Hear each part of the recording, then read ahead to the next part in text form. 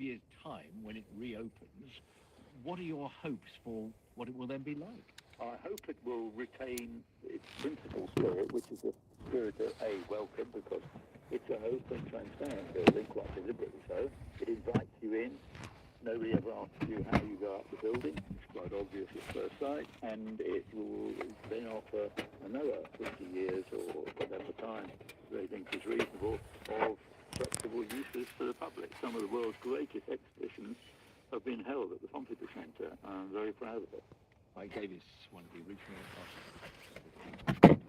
And that's The World Tonight. I'm Julian Morris. Back tomorrow at 10 from me and everyone on the program. Thank you. Today's editor was Matthew Symington. The studio director was Matthew Becker. He wrote poems, satirical poems about all kinds of things that he found in the newspapers. This is Secret Heroes from BBC Radio 4. That's treason of the fatherland. Join me, Helena Bonham Carter, with tales of ordinary people taking extraordinary risks in World War II. He learned that his sister and his mother had been discovered by the Nazis and they'd been taken.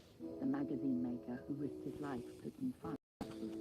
His three secret heroes continues on Radio 4 and BBC Sound tomorrow at 3. Now on BBC Radio 4, in our book at bedtime, we continue William Boyd's literary whodunit, The Jura Affair. Tonight, after Bethany's trip to Orwell's old house on Jura is sabotaged, Bethany is convinced that Lachlan Blair wants her off the island. But why?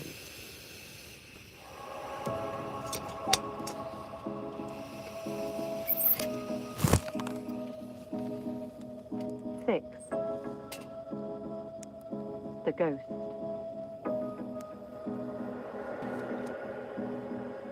Bethany wheels her bike back up the muddy track and regains the metalled road. She switches her brain off as best she can, trying not to think why Lachlan Ballater might have done this, and fails.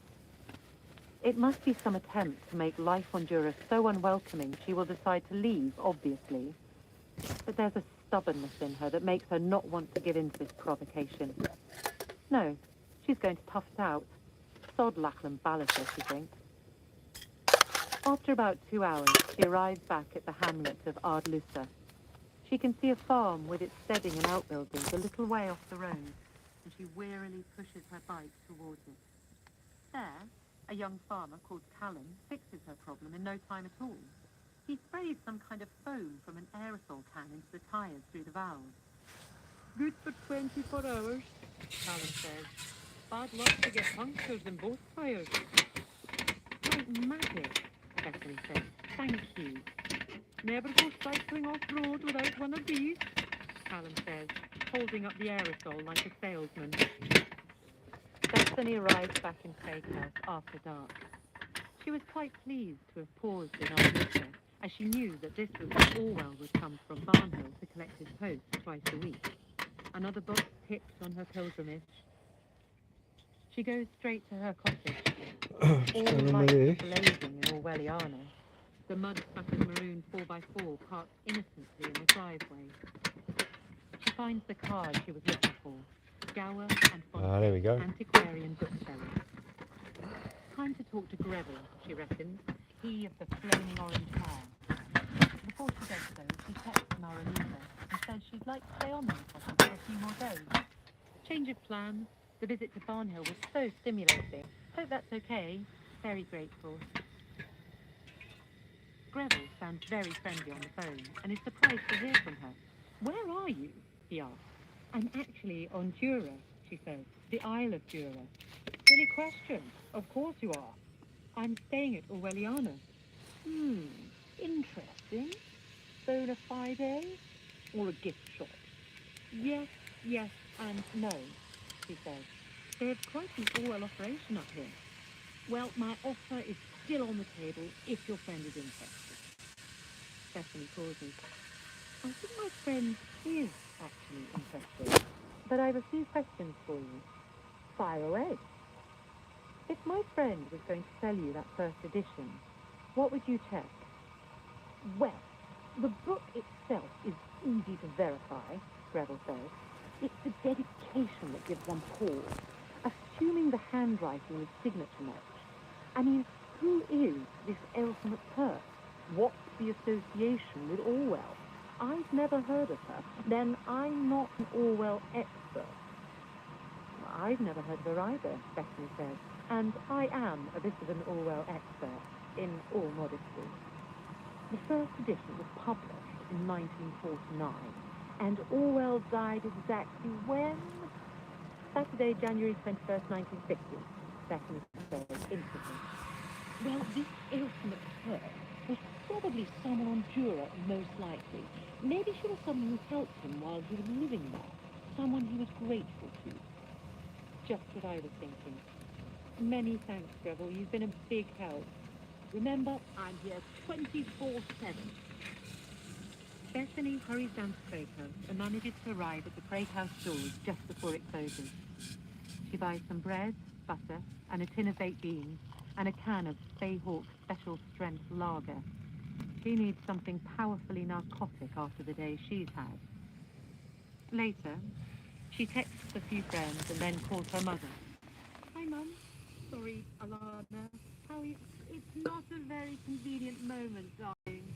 Quettu is here. Oh, right. Call you tomorrow. I'm off to Ghana tomorrow. Oh, have a lovely time, Bethany says, trying not to sound bitter. Are you all right, darling? Enjoying Scotland? Loving it. I may never come back. You are a funny girl. Call me in the morning. Bethany finishes her beer and suddenly realizes she's very tired. She rams the chest of drawers up against the front door and goes to her bedroom. She switches out the lights and slips into bed. Everything will be clearer tomorrow, she says to herself. Tomorrow, the search for Elsa McPerk begins. Something, some noise, some change in the faint light in the room makes her wake up. She blinks, trying to focus. She sits up. A tall man is standing in the dark corner of her bedroom. She rubs her eyes. He's standing very still, arms by his sides. Is that you, George? She says, spontaneously, surprising herself. What advice do you have for me? She switches on the bedside light. Tick. Of course, no one is there. She's not frightened at all, she observes. It's her mind playing tricks. She switches off the light and hunches her head into the pillow. Is her mind still playing tricks? Or can she smell the faint whiff of Mayday's black shadow? The next morning, Bethany stands on the small stone pier that is Craig House's old harbour, looking for an old person. She wanders up and down, scanning the few passers-by. She sees an elderly man with grey hair coming out of a distillery and approaches him. She finds it hard to tell how old people are, she realises. Is this man 50 or 80? His hair is grey and his face is lined, but he is walking briskly. Everybody who isn't obviously young seems old to her. Excuse me, she says. I wonder if you can help me. I'm looking for someone. Who might that be? Are you from Jura? Bethany asks. Born and bred, the man says. How can I help you? I'm trying to find out about a woman called Elsa McPerk, who might have known George Orwell in 1948. He frowns and says the name McPerk a few times. You'd better ask my mother. She knows everybody in Jura. Wonderful. How would I find your mother? I'll take you to her. She's just 2 minutes away. The man's mother lives in a cottage on the road beyond the distillery. She's a small, bright-eyed woman with floaty white hair like thistledown. She's definitely very old, Bethany thinks. Her son introduces her as Mrs. Fiona Moncur. Oh, yeah. Elsa McPerk is wanted, Fiona Moncur says. I knew her daughter, Mary. She's dead, too. Bethany asks if there's any George Orwell connection. The old lady ponders. She used to live up at Arden. I think she made a house with the wee boys. That would have been Orwell's adopted son, wouldn't it? Bethany said. And he was just a toddler, 2 years old. Aye. Ailsa McTurk is buried in Killarnadale Cemetery, if you'd like to visit her grave. Where's that? Where's this shite? Up the road to Keele and turn left. The old lady stares intently at Bethany. What is Ailsa McTurk to you? We were right till we weren't.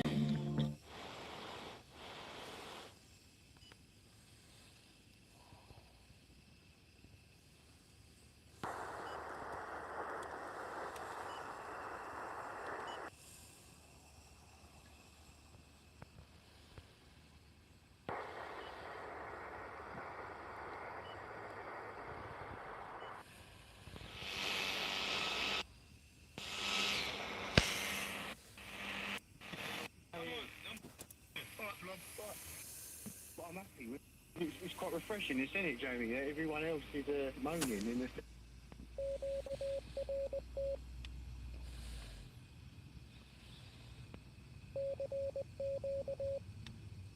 They're fighting for, you know, fourth, fifth.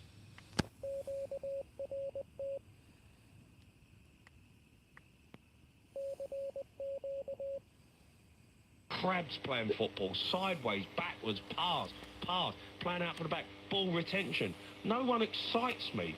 No one... Well, I was going to say, I fully agree. I've got two theories on this. One sort of is obvious one. Is that I think the main thing is the schedule. I think players, obviously we got injuries, but other teams, every team seems to be getting injuries. And I think are players scared of getting injured, or are they scared of giving 100% because of the amount of games in the season? I think that's got to play a part in the football.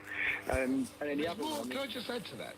Yeah. I don't remember the last 18 months or 2 years like it, where the amount of injuries that clubs have had, I don't know what the story is there, but in every club throughout the last 2 seasons has had an obscene amount of injuries. When I say obscene, like half a team, sometimes 3/4 of a team missing. Yeah. That is something abnormal about that. But I do think it's the schedule, and I think this sounds disrespectful to you boys, but I do think like they're so like I was about to say since 20 years ago there's so much more athletes. But you, but you do run me off the park any day. No, but they are. I mean, the game's got more athletic. It's constant, isn't it? And I personally do think it's a schedule. This is a like controversial one, but Jamie, I'm also a non-league fan, and I've heard you give some players from the sidelines a bit of a talking to. But do you not think like in the modern game you can't really go into a player because you can't shout, you can't do a Roy Keane, you can't do a Fergie, and I think sometimes like I look at some of those Tottenham players and I think they just need a bit of a talking to and a bit of a cheer up, but you can't do it because you've got to be... I think the game's gone soft. Yeah, game's gone. Right. I think the game's gone soft, it has. I think the mentality of some players now, I think if you try to dig someone out in the dressing room after the game, I think it goes to HR. Absolutely. I think that obviously it couldn't happen, but that would help. If you could do that, I think that would kick some players up. I remember I was in that Tottenham side, I was a young lad playing with Rob.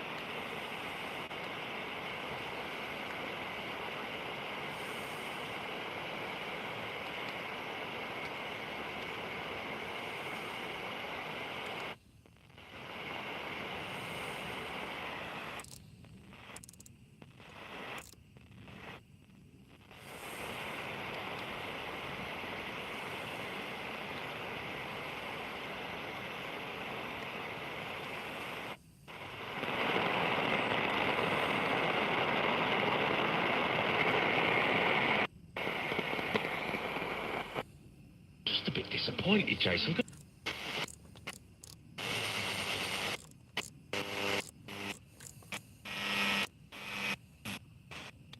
I would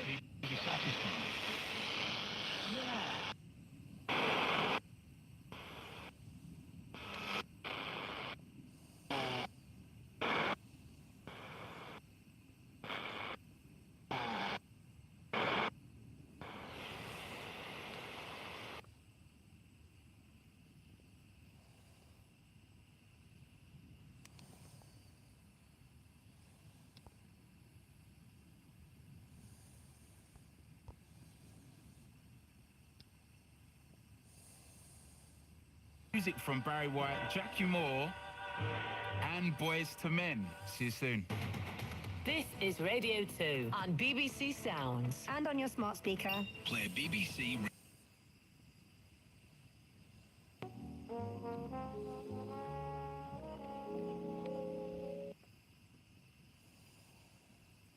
The cargo ship crashed into an oil tanker off the East Yorkshire coast. 36 members of crew were taken to shore, and one person remains in hospital. The two vessels are still burning in the North Sea. Our reporter Philip is in Grimsby. The Humber is an incredibly busy estuary. It serves a number of really busy ports, and all shipping was halted today while this emergency operation took place. One of my colleagues has spoken to some of the tanker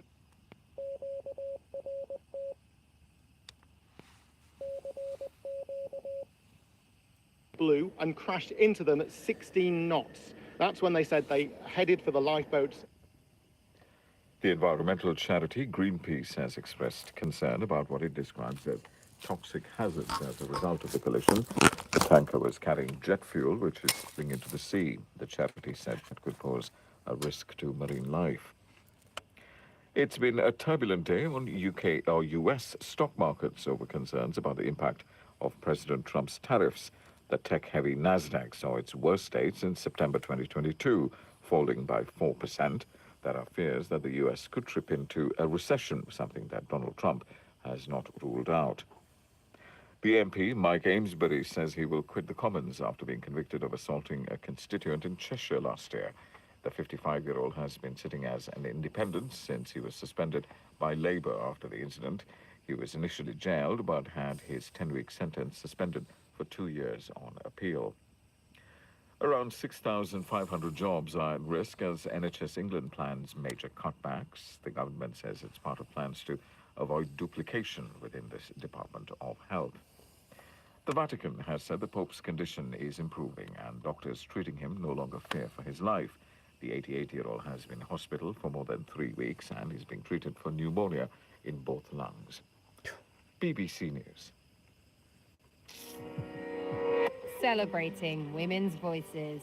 Laughter means everything's okay. Dear daughter. To my dearest only daughter, be the brightest shining light. Life-changing. We helped her, but she helped us more. She has taught me that there always is a future. And young again. What conversations would you have with your younger self? The more you know what your values are,